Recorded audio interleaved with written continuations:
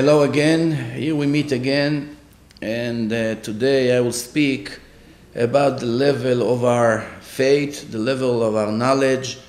As many years of experience dealing with the public, I like to ask again and again the question to the crowd, if they can rate themselves from 0 to 100, in what category they will be speaking about faith in God, faith that the Torah is divine. And of course, I find all kinds of answers, but most of the answers that the people answer is in between 90 to 100%. Many people say 99%, some even say 100%. 100% it's not belief anymore, it's knowledge. They know already. There's a difference between believing and knowing. In science, believing means not knowing. If a person says, I believe in God 60%, it means he says, I don't believe in God 40%. It means I have 40% doubt. Even if he says, I believe in God 99%, it still means he have 1% doubt. 1%, it's a lot when it comes to doubt. When a person says 100%, he cannot use the word believe. He has to say, I know God and I know the Torah is divine. It's very easy to prove today that the Torah is divine. That's besides the point. If you know my website, divineinformation.com, I addressed every question that it's possible to ask. With God's help, I think we answer everything. We prove the Torah is divine, the written Torah, the oral Torah. We prove the purpose of life. We prove life after life. We prove all the, why righteous people suffer and wicked people sometimes it seems that they celebrate. We speak about marriage and raising children and what Judaism is all about and many, many other topics, hundreds of topics. If you search for the truth, you'll find it. If you don't, you can have plenty of excuses, but really you're fooling yourself. Because later, who's going to have to pay the price? When we die out of here, we go, we'll stand in front of God for our trial. Each one of us will get what he deserves. Cannot avoid it. If that wasn't the case, maybe I wouldn't be here speaking to you. Since I care about each one of you, as we all have to care one for another, as Jews, we belong to the nation of God. The Torah say, you are my children, I chose you from all the nation to be mine. You are my children, children of God. What a title. If a person was clever, if he had billions of dollars just to get this title for 1 hour to be announced, he would give everything he has almost. To be announced to the whole world on television, on prime time, that God says to him that you are my son. Psh. Why people are not dancing on the streets? Why Jews are not dancing and happy? Because they don't believe in God. And worse, they don't even know that the Torah is divine. I would like to speak about it and prove that either one of us, almost with no exception, don't even have 1% faith in God and in the Torah. How do I know? I'll use an analogy and we'll all understand. If we were very thirsty and for 3 days we walk in the desert with no water, and now we know that we have 1 more day to walk until we get to a city, and in that city there's plenty of water. We are not going to die. We know we have a doctor with us and the doctor knows, don't worry, until tomorrow night we'll make it. We won't die. However, everybody understands that it's not comfortable. You're getting dizzy, drowsy. We're suffering. Yes, the head is pounding. It's not a pleasant feeling. But we won't die. That's the most important part here to remember. And here, all of a sudden, we find a little townhouse in the middle of nowhere in the desert. We knock on the door. We see a person is opening the door. Yes, can I help you? We say, yeah, we're very thirsty. Would you be able to give us water? We're dying here. The guy say, yeah, I'm familiar with this problem. Many people get stuck here and they knock on my door. And I am the kind of person, I don't like to give things for free. But I also don't care about your money. So I have a game for you. What is the game? I have 100 cups of water.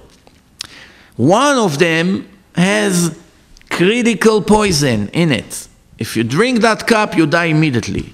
But 99 cups, fresh, cold, clean water. And it's mixed. Here, try your luck. Now I want to ask you a question. Let's be honest with ourselves. I've been asking this question, who knows, maybe thousands of times in the last 15 years. What do you think? Do you think you would have the guts to pick up a glass of water and drink? I asked this question so many times. Only once one person raised his hand and told me that he would drink from the water. Always, everywhere, in different places, different cities, different languages. Every normal person would say, no, I would rather suffer another 24 hours and get to safe water. Why should I take a risk of dying? I don't want to die young. The question actually should be, if we are very thirsty and we have a chance to drink now, but there's only 1% chance there's poison in a cup, 1%, 1 cup out of 100. Maybe I lied, maybe the guy lied, maybe there's no poison, so it's not even 1% really, but let's say 1%. If there's 1% chance there's poison in a cup, almost nobody would drink from it. That's the right decision. I want to ask you a question. The Torah says 12 times that Jews must keep the Sabbath, Shabbat. It's an eternal covenant between me and my children, the nation of Israel, to sanctify them, to testify to the world that I created the world in 6 days, in a 7th day I rested, I did not create anything. You are my children, I'm giving you a chance to be like me. You follow this covenant, you keep it, I will give you eternal reward just for that. That's besides all the rest of the mitzvot, of the commandments. And the Torah says it 12 times in different places, more than anything else, besides loving the converts. Every other topic is not mentioned so many times. The reward for the Sabbath is tremendous. The punishment is impossible to understand. How can it be so bad? This is a covenant. Not that many mitzvot the word covenant was used for. This is the foundation of Judaism. According to the law, if a Jew does not keep the law of the Sabbath, he cuts himself out of Judaism. Many Jews, of course, don't know it, but that's the truth. You open Shulchan Aruch, the book of law. In 7 different places in the book of laws, of Jewish law, it says it. Mechalel Shabbat, someone who was violating the Sabbath, exclude himself from any holy ceremony of Judaism. Exclude himself from Judaism. And many other horrible things that I don't even want to use. My question to each one of us is, if you're honest with yourself, on a 1% chance there's poison in a cup you didn't drink, but you have to agree with me that there's much more than 1% chance that the Torah is divine. Much more. Everyone agree, even those who criticize the Torah all day and all night. 1% chance, for sure you have. Why do you drive on the Sabbath? Why do you light the cigarettes? Why do you turn electric? Why you do all the things that the Torah says you cannot do on the Sabbath? Because you don't even have 1% knowledge or belief in the Torah. Nothing. There's no other way to explain it. Knowing if there's 20 or 30 or 50 or 90%, like most people say, 99% faith, knowing that God forbid you exclude yourself for the life of eternity, the damage is tremendous, and you're still doing it? For what? To go to the mall, to buy something, to drive to the game? Do it on Sunday if that's what you want to do. The Sabbath is holy. We will speak about the Sabbath in another conversation, not tonight. I wanted to bring the point up.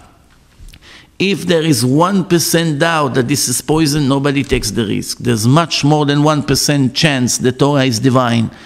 The more you learn, the more you realize it's 100% divine.